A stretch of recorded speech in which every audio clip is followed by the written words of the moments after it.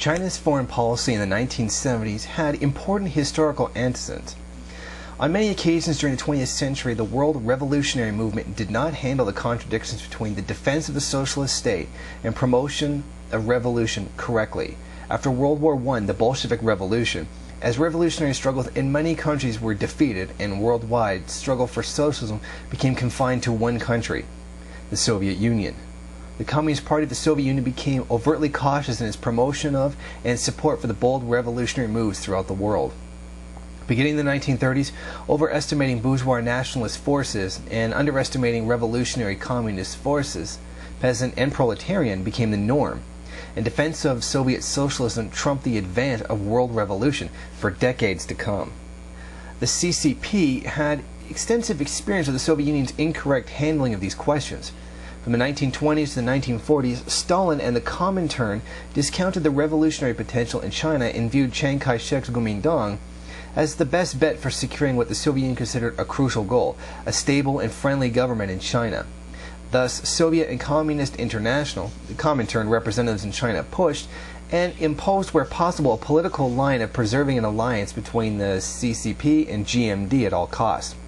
Between 1927 and 1930, this line required the Communists to restrain mass uprisings and threaten the GMD's social and political base, and it eventually led to the slaughter of the GMD by its allies and hundreds of thousands of communists and radicalized workers, peasants, and students, as well as the near destruction of the CCP.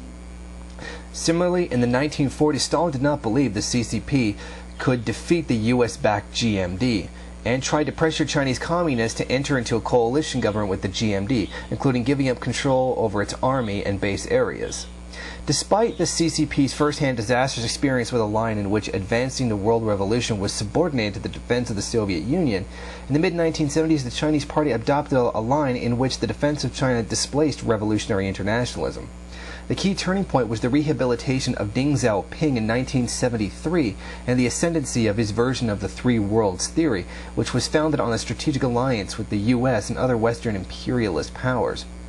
At the end of the 1960s, China's foreign policy drew strength from the revolutionary upsurge of the Cultural Revolution and China's support for the national liberation movements throughout the 1960s.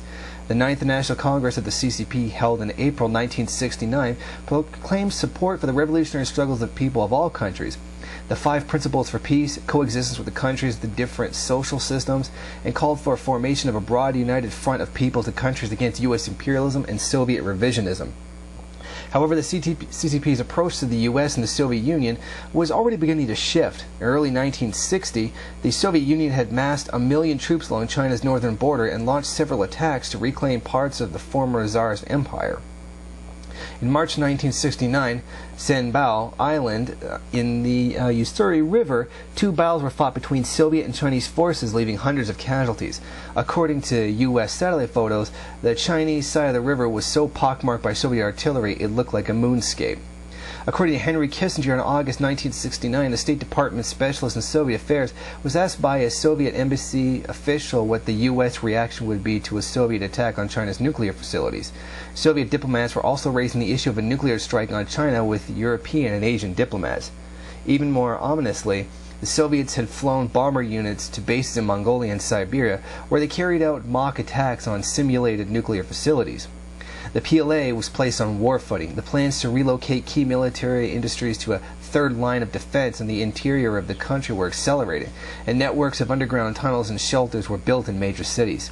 In a top-secret study commissioned by Mao, 4 marshals of the PLA stated that even though the Soviets' main forces were still concentrated in Europe, they were preparing for an attack on China.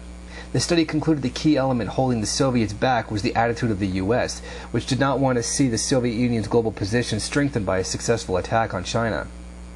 This assessment buttressed the decision of the majority of Chinese leadership to initiate an opening to the West. This strategy enabled China to avoid fighting on 2 fronts by exploiting the imperialist rivalry between the U.S. and the Soviet Union. This policy had the best chance of heading off a Soviet attack. Another part of the CCP's calculations was that the U.S. was headed to defeat in Vietnam and no longer posed a serious military threat to China. This shift in strategic thinking led to a major test of strength in 1970 and 71 between Mao, Zhao, and the so-called Gang of Four on the one hand, and Lin Biao and a number of high-ranking generals on the other. Lin opposed the opening to the west and was building up a factional network in the army to strengthen his hand. Mao responded by launching a campaign to undercut Lin's number 2 position in the party and win over the regional military commanders. Facing political defeat, Lin attempted to stage a coup in September 1971 and died in a plane crash in Mongolia. The Lin Biao affair had a devastating impact on the course of the Cultural Revolution in Chinese foreign policy. Lin and his allies in the army and party had been a key component of the Left Alliance during the mass upheavals of the Cultural Revolution, and their downfall created a power vacuum in both foreign policy and international affairs. Under the sponsorship of Zhou Enlai, large numbers of high-ranking party leaders and government officials who had been overthrown during the Cultural Revolution were rehabilitated after making pro forma self-criticisms. This process culminated in the 1973 return of Deng Xiaoping, the number 2 capitalist roader, to serve as deputy premier whose area of responsibility included foreign policy. The years 1969 to 1973 were a transitional period. Mao and Zhao, the 2 chief architects of Chinese foreign policy, were in basic agreement on the opening to the West. One element of this shift was the People's Republic pursued a strategy of normalization of relations with over 100 countries that resulted in its admission to the UN as a sole representative of China in October 1971. At the same time, Mao continued to stress that revolution was the main trend in the world and that support for revolutionary struggles in other countries should not be cut back. In order to keep the Soviet Union off balance, the U.S. ping-pong team visited Henry Kissinger's trips in 1971 and were followed by President Nixon's historic meeting with Mao in February 1972. This meeting did not result in any reduction in Chinese support for Vietnamese liberation struggles. In Mao's view, fundamental revolutionary principles should not be compromised in the course of playing the American card. In 1971-72, Mao and Zhao also told Kissinger and Nixon that the full normalization of relations could not take place unless the U.S. withdrew from Vietnam and ended its military support for the Chinese province of Taiwan. During this period, the basic orientation of party leadership was summarized in an internal report on the international situation in December 1971.